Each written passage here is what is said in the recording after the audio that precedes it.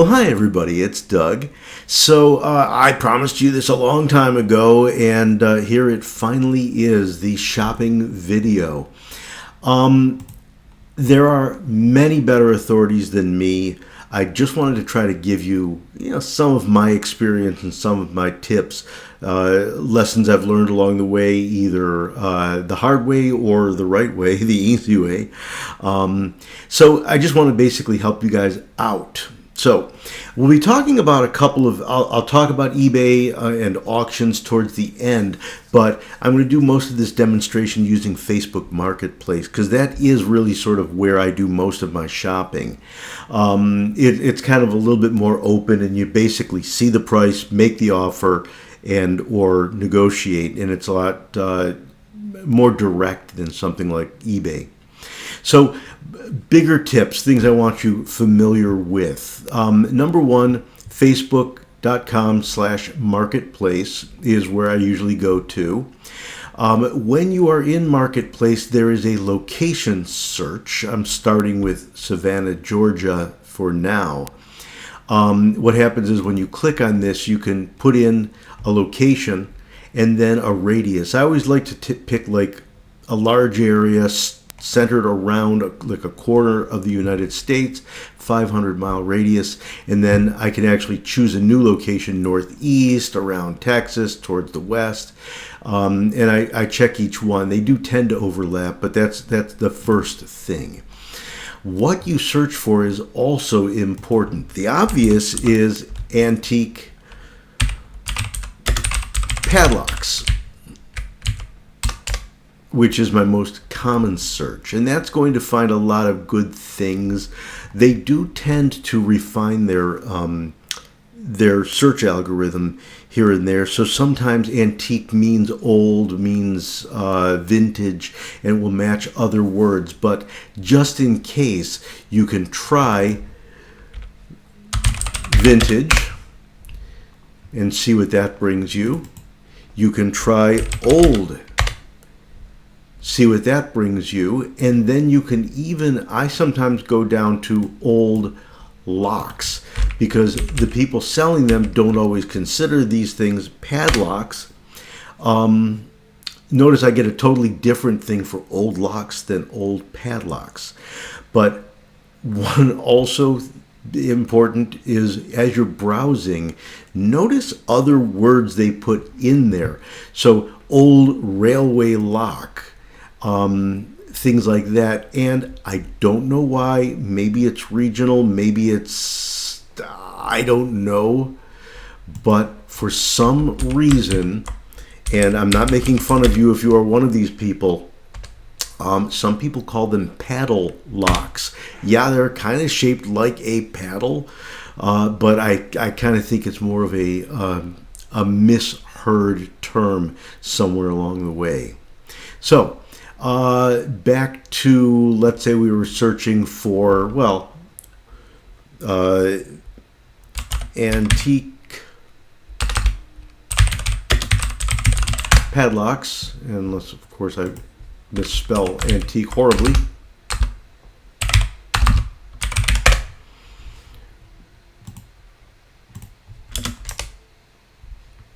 And here we go. So now that we're understanding the concept of what to search for and the radius and stuff like that, let me give you some of my other tips. So sometimes I'll look at a lock and I'll be, it's not a bad deal. The only thing is that with some of the smaller locks, you're going to be paying almost as much for shipping as you are for the lock. So also realize that sometimes when it shows a lock, there might be multiple locks in a lot and they didn't show them all at once. It's just showing the lead picture.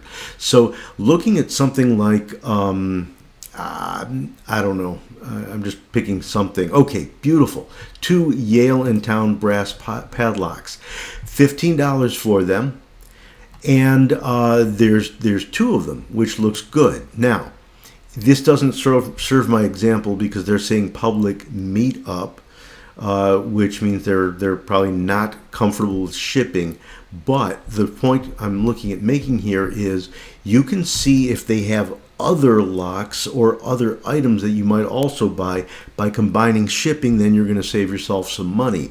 Very often somebody with a good eye for padlocks will actually have multiple locks. You click on their name off on the right, and you'll see all their other items they have for sale. And again, you kind of browse through, but sometimes you will see multiple padlocks in their inventory. So let's take a look at this one, and we'll click on the person's name and see if they have any other locks in their inventory. So either way, that's my tip. Whether we probably won't find a good example in today's work, but I just wanted to show you about that. Look for lots as well. Sometimes you'll see a lot with maybe 10 or 15 items in it. I guess I'll go back towards the top. I saw a couple. And there's a lot. And sometimes you'll look and there'll be like a whole bunch of old boring locks that you could care less about, or even conventional locks. You'll see a lot of like old, 10-year-old master locks or something like that. And then in that lot, take a look closely, because you might find a real winner among that lot. I kind of like this nice looking Yale. This, I think that is I have that one. I think it's a frame. Can't recall. But basically, you could say, hey, look, I'm interested in this one, and this one, and I'll give you X dollars for it. So look in these lots, because, again, sometimes there is a gold or a diamond win among the old locks. Here, this is what I'm talking about, where you'll search for old locks, and they're conventional modern locks, good for picking practice, but not necessarily worth antique shopping. Another one like this one, modern locks, but it looks like there might be a couple of older ones in there. Either way, you get my point. Now, let's say you do find something, but you think it's a little overpriced, and we'll talk shortly about how to find good pricing or average pricing. Remember, your price is what matters, what you're willing to pay for it. But what I'll usually do is use the, this one actually literally says make an offer. I couldn't have picked a better example. You make an offer, you see what it goes for.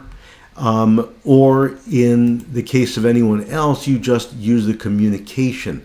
They don't usually like to answer, is this still available? What I'll usually do is, wow, you have a good eye for locks, something like that. Hey, I've been looking around, in most places this lock looks like it goes for about $15. Any chance you would take 15 or 20 for this plus shipping, and indicate where you're shipping to the US or wherever they're shipping to, so they know. Always be polite. Don't criticize them because you're criticizing their aesthetic, but tell them conventional pricing points to this. Another thing to mention is railroad locks. Now, I am going to start right from the beginning and tell you guys, I am not a railroad lock kind of guy. I like the look of railroad locks. They're beautiful, but I tend to stay away from real railroad locks, because when you're shopping for these locks, you're generally paying for the specific railway and the rarity of it. So you've got collectors that'll pay $400 for a lock because they're hard to find, or it's because they're trying to complete their Southern Railway collection, or whatever it might be. So realize that you are paying for that. On the other hand, notice this one does not have a key. Unfortunately, I do not have a key. The cool part about this, $40 is not bad for a railway lock. But what I recommend is a cool. This is not an endorsement, and there's a whole bunch of others, but Dorf Antiques. There are a couple of other antique railroad lock and key websites, but the reason I'm pointing this out is, unlike conventional over-the-counter locks, railroad locks all, in most cases, use the same key, so that anywhere along the line somebody will have a matching key because they are all identical. And what you'll be able to do is, this is all the keys they have for sale, and you can look, and often you'll see they have a key for Southern. They don't have Southern Railway in this case. I would keep looking. You could just search Google for antique railroad key, but all of the different railroads that they have here, and they rotate in and out. They also, it's worth mentioning, have some cool locks in the lower part of this page, and you could see, but a lot of them are this style of lock, which is not among my style that I collect. But either way, the advantage of buying railroad locks without keys is that you can usually buy a matching key from a source. So, quality. I've got a whole lecture here on judging quality. First and foremost, obviously, if a lock is really beat up or really, really rusted, you're buying it for the display only. It's probably not going to open up on its own. It's probably going to be beat to heck, and or most likely somebody dug it up when they were using a metal detector or something like that. If that's your thing, I'm not going to complain. I'm usually one about getting a lock to open up. So the first thing I'm going to tell you to look for is self-opening shackles. And this is what I mean. First of all, this lock already looks like it's been sitting in water or buried underground for some time. But you'll notice they'll sometimes display it with the shutter open. Now remember, if I understand my mechanics of locks, usually this shutter is hooked to a spring that pushes it closed. That spring is usually the same one that kicks the shackle open when you open the lock. If this does not close on its own, if they don't have to stick something into the keyhole to hold the shackle or the shutter open, then gotta say there's broken springs. Here's another example of that one. Again, not a bad looking one, kind of rusty. It's not in bad condition, but there's that self-opening shackle, and you can see somebody tried beating it to get it open. Quite the mess. The next thing I look at is what I call bulging pins. These are not ideal examples that you see today, but this one does sort of tell the story. Notice the pins. What holds these Yale locks together is a brass pin that goes straight through these two positions. If the pins are bulging out or are looking unsmooth to the surface like this, it means that somebody opened up the lock, took it apart, maybe cleaned it up, maybe used that as the means of making a key. But either way, this lock is not in original condition. And here's another one just like it. Notice bulge, and you'll also notice that the this line is no longer smooth. So somebody took this one apart just again to make a key. But is that bad? Not necessarily. It's just so you know the history of the lock. And there's a bulging pin again on this side. This hole is probably for a connection, connecting a chain.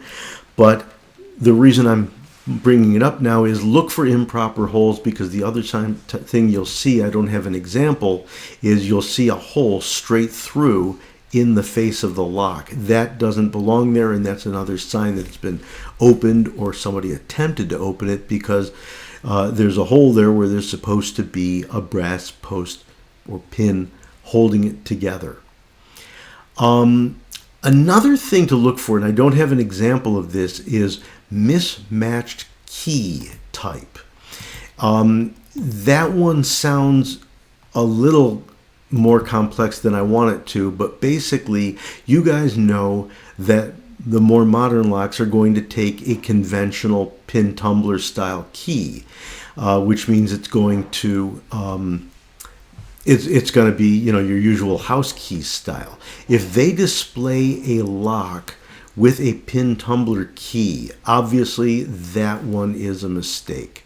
There's a pin tumbler style key. You don't want to see that displayed with that style or that style of lock. If it looks polished, if it looks like somebody took a modern high-speed polisher to it and it is shiny and brand new looking, I ran into some where I didn't mind that it was polished because it's, you know, whatever, it'll pick up some patina. Again, I don't buy for patina, but once I got a hold of the lock, the inside was seized and rusted. They polished it to hide the fact that it was rusty. Misshapen shackles. If you ever take a look again, sometimes the older locks, I don't have an example here, but if the shackle doesn't have that nice general arch, if it looks like somebody's been smashing on it or it's deformed in some way, watch for that because that's a sign of trouble. Another one you're going to see is when it says railroad. Let me see if there's one on this page. Okay, well, these are valid examples, but sometimes you'll see a lock and it's going to say antique railroad lock. And you'll look at it and go, well, how do you know it's a railroad lock? Because it doesn't have any markings on it. If it doesn't have an indication of a railroad on it, even though it's antique and heart shape and, you know, lever lock like this, it is probably not a railway lock. You're just paying for the railway style. So again, shop it for what it is. Now this actually leads into something. I'm going to kind of save this because the fancy backs, I do have a couple of these where you have some pretty looking locks, but these are commonly faked. And I'll show you how to tell if they're faked, kind of. There's a page or two showing how to detect fakes. But let me get through the rest of my list. Partway open locks. So in the case that it looks like an intact lock, but notice it doesn't close properly. You can see this one's rusty. You could see this is, if you understand these style of push key locks, that shouldn't be pushed in if the lock is closed entirely. Something has happened to this lock. Yes, look, it opens, but it doesn't close all the way. That one is pretty beat to heck. Another one I look for is no bitting. That's a sign that it's a fantasy lock or a fake lock. So in this case, it looks like an antique lock. We'll talk a little bit more about this style because you'll see this a lot, but notice there is no bitting on the key. The key is basically just a stub that goes in and activates the actuator. This is not likely a real functional lock. It may open, it may close, but it never was used by any because it takes nothing to open it. Fantasy locks. Gold plates with names on them. I've got two examples. Colt Firearms Factory, and they're often this very rugged looking flat lock with big ugly pins. Common Alcatraz. Oh, look at Death Row. That looks really cool. I almost fell for these in my early age, but here's the thing. Alcatraz, if they're buying a lock, it just needs to hold the door closed. They're not going to put a big fancy label on it telling it where it comes from. Odds are this is a big fake. I don't think I've ever seen a real lock that had a plate on it like this. And let's see if this one has no bitting on the key.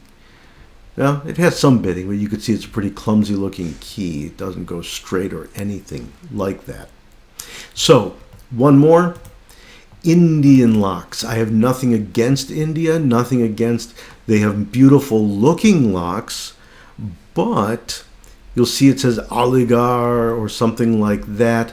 If it doesn't have an American or British well-known brand name on it, it is probably manufactured just for the sake of selling pretty-looking, antique-looking locks. It's not necessarily old. Again, forgive me if you are an expert on Indian locks. There are probably some good ones out there, but 99% of the ones I've seen are manufactured at a factory maybe in the last 10 or 15 years. If they're rusty or beat up looking, I have heard, and I don't know if this is true, that at the factory, after they make them, they throw them into a pit and they use that pit as their urine pit. They just have the workers pee on the locks because that's going to make them actually erode quicker and build up rust and start looking aged. So that's my whole story there. Finding fakes. First one I go to, and you can look for, fake or fantasy locks under Google, but the first one is the American Lock Collectors Association, alca.name/fakes.htm. This one has a whole discussion about fake locks, and it breaks them into, remember we saw the Colt Firearms Company lock a little bit earlier, and I said because it had the nameplate on it, it's a fake. This is all of the fake. They're Colt Firearms. It's a picture of that lock that somebody is selling right now. None of the emblems, they're all soldered on. These are not real locks. So there's one more, railroadiana.org/fakes/pgfakes_locks.php. This one goes into a long narrative, and you're going to see something that I pointed out earlier. I said this lock was an interesting one. You'll see that Norfolk and Western Railway is a commonly faked lock, and they talk a little bit about some of the this is a pretty good fake from what I'm told, unless this is one they actually say is real. Fake, similar and authentic PR, well, whatever, they talk about it. But basically, when these are fake, you're going to see a lot of ugly, scrubby, badly built, badly done casting. You're going to see a lot of abrasion on it, and sometimes you'll actually see like this, perfect casting dot. There should not be a sign of where they pour the molten metal into the cast. So this one, again, fake, and they talk to you more about that at that location. All right, so now let's talk about pricing. First and foremost, as I said, pricing comes down to what that lock is worth to you. And there is general pricing, which is very important, but sometimes you'll pay a little extra to get something, or you'll see something that you don't really need, but it is a good deal, and you'll grab it for that. Never forget there's also the cost of shipping. And sometimes when you see a good deal, the shipping added onto it makes it no longer a good deal.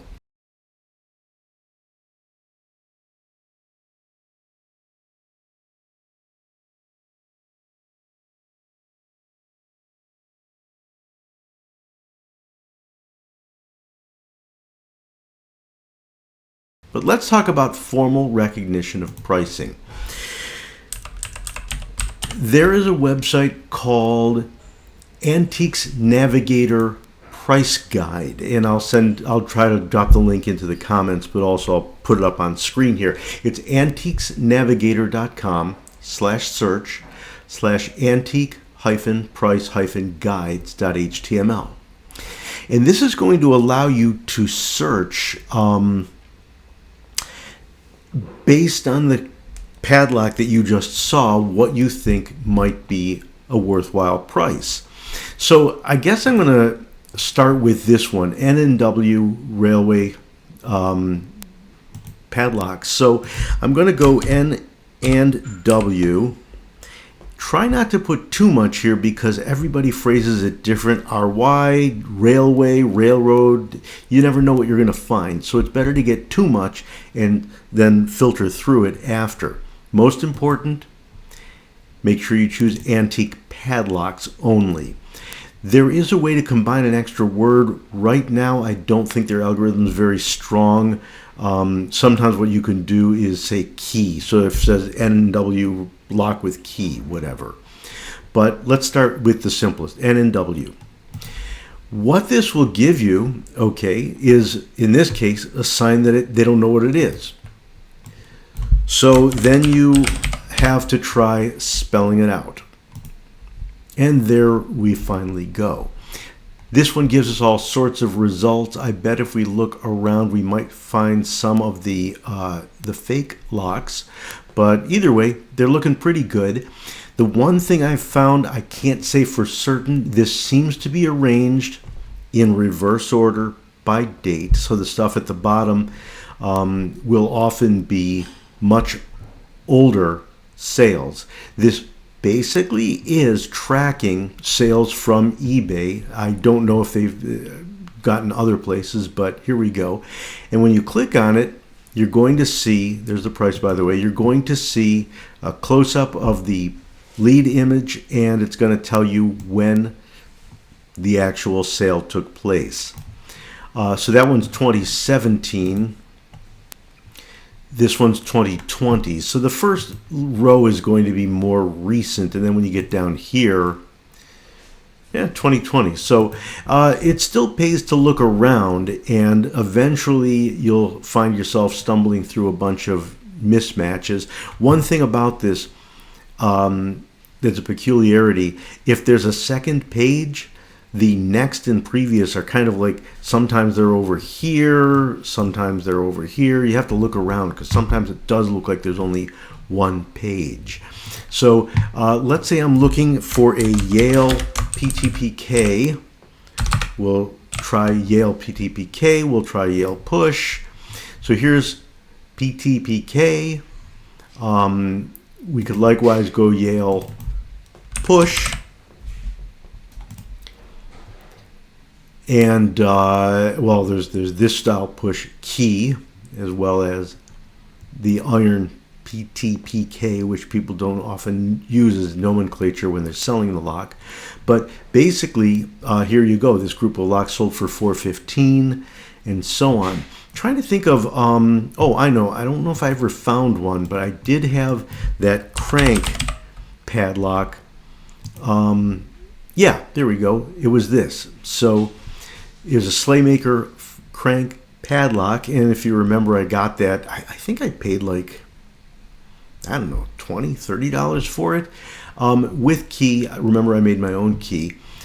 This is selling for anywhere in the $159 down to $52 range. And again, the price often tells you how old the sale was, because it sold for $46, but that was in 2020. More recently, I'm betting this one sold in 2017. They move all over the place, but there we go. So sometimes you have to get creative to find the lock you're looking for, but this is very, very helpful because it does give me the opportunity to at least see what these things are going for and be able to compare to know if I'm getting myself in the right price range. Obviously, you could try to make an offer of $26, but you're looking at a 2015 sale 10 years ago. And you know, more recently they might be going for more. Plus, with or without the key is going to be a critical difference in price.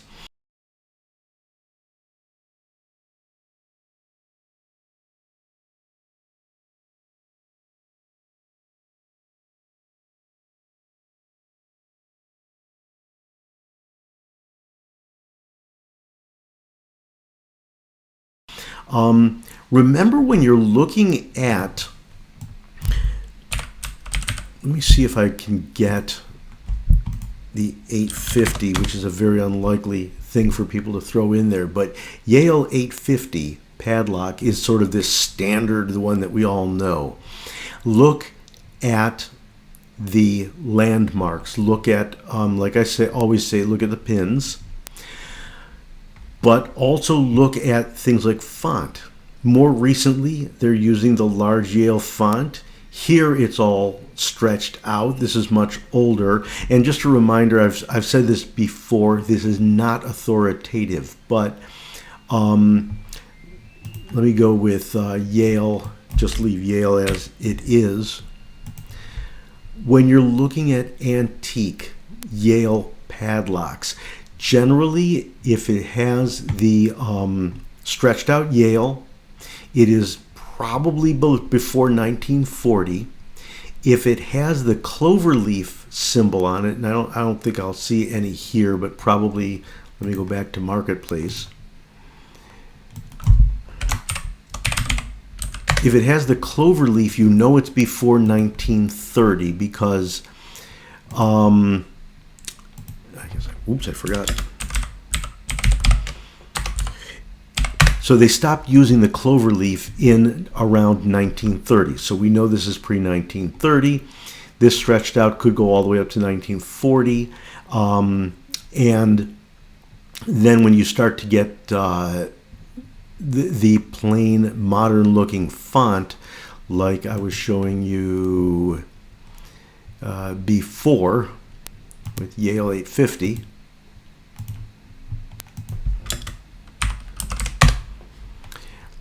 when you're starting to get the standard modern font, then you know you're getting more recent. Although you'll notice they started using this on these older lever locks, so this could be 30s to 40s.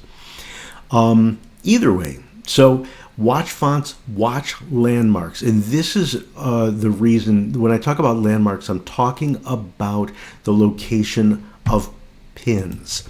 So I think when we're talking about Miller Champion, I don't know if I'll be able to see a good example. I should have done some research before this, but when you're looking at a Champion 6 lever, notice this one has the pin in this location. Sometimes again, it indents and there's a pin there, but sometimes you'll see like 2 pins, one here, one there. The location of the pins can make all the difference in the value of the lock. So make sure when you're looking at the pricing that you're also looking at every little detail, whether the font changes, where the pin locates, and so on and so forth. Talking about eBay next. So with eBay,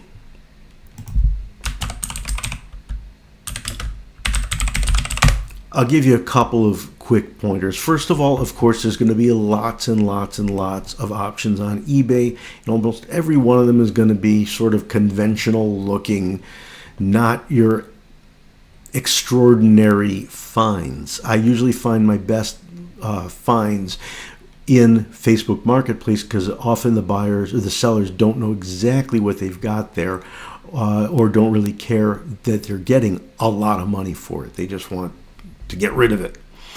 By the way, as a side note on Marketplace, if they don't say anything about shipping, ask them politely and offer to pay generously for shipping. In other words, yeah, it might be $7 or $10 to ship, but then you got to pay them for their troubles to also go all the way to the post office and wrap the darn thing up.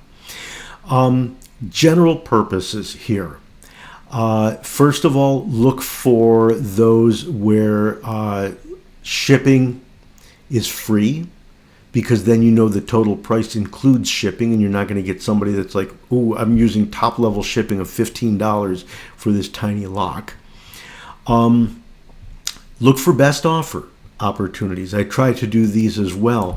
Sometimes with the offer, there's a place for you to type a description of why you want to make that offer, and I can often use Antique Padlocks price guide, the Antiques Navigator price guide examples to show what they're actually selling for.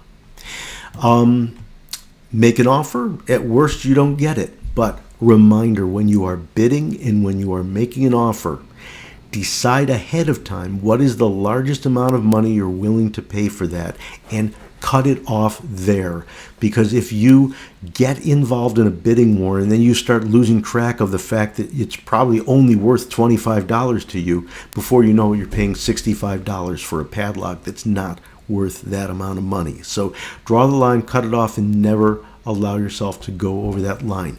Make the decision before you're emotionally attached. With railroad locks on eBay,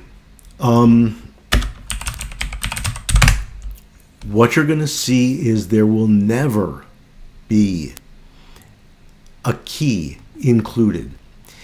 What we've been finding is that eBay says take down the listing the moment they see a railroad key. That's because the keys that fit, let's say, this padlock are often still going to work in modern padlocks, or relatively modern ones that are still in use, especially those Killeen and Adlake locks that are trapezoid in shape, those steel ones. They'll still take the old keys, which means buying one of these locks is buying a key to a workable modern lock. They don't want to do that, so they will block that altogether.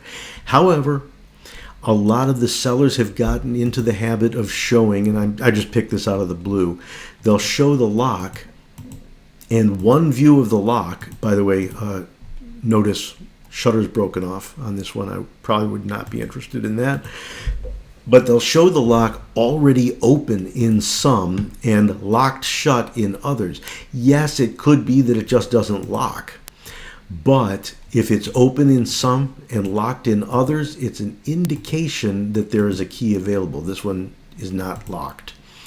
Notice they say railroad industry type, because if it doesn't say any marking on it like a certain railroad, it's not going to be a railroad lock. But often you can directly message them and say, do you have an opening device or something like that? Do you have a separate way to open this lock? People are always cautious, because if you say you have a key, they'll take your listing right down. A reminder, if you are going to search here instead of antique padlocks, you can go Southern Railway,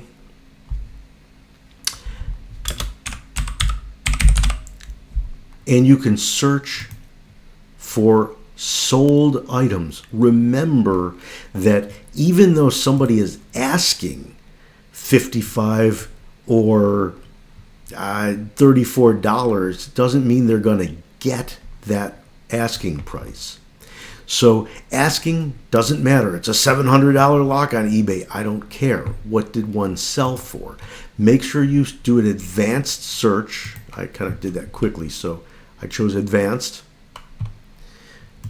From advanced, you search for what you're looking for, and you make sure to choose sold items only. Then you are going to see in green the actual selling price. So this one, that's not bad. A banjo lock for $19.99. These things generally go $60.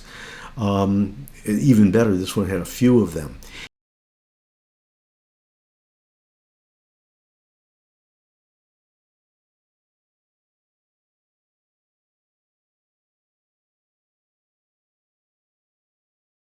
And again, a reminder, you buy this lock without the key. If they don't have the key,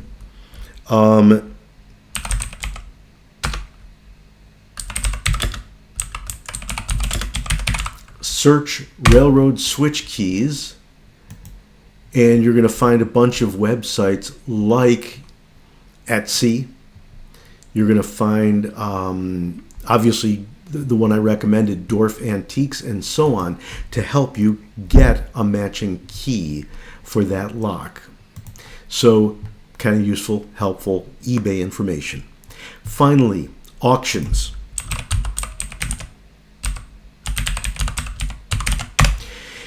When you're searching auctions, again, be careful. First and foremost, decide what is the very, very most that lock is worth to you. But with auctions, there is an additional piece to look at. Shipping. and service fee. Most auctions will charge you a 10 or 15% service fee above what you paid. So if you paid $100 for a lock, you're going to have to pay another $15 for service fee, and then you've got your shipping. So suddenly your $100 order or your sale has turned into $130, $135. So keep that in mind. Look it up on the auction site and make sure you actually know what you're getting into cost-wise before you make a bid. And again, decide ahead of time, because the auction sites are where you start bidding and bidding, and before you know it, you're way past what you ever normally would have rationally paid.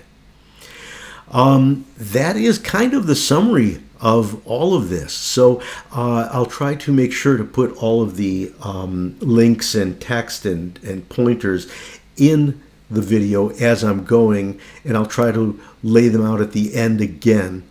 But if you have any questions, please do comment along the way. I do wish you guys very good luck in your shopping, and hope you find all sorts of great deals.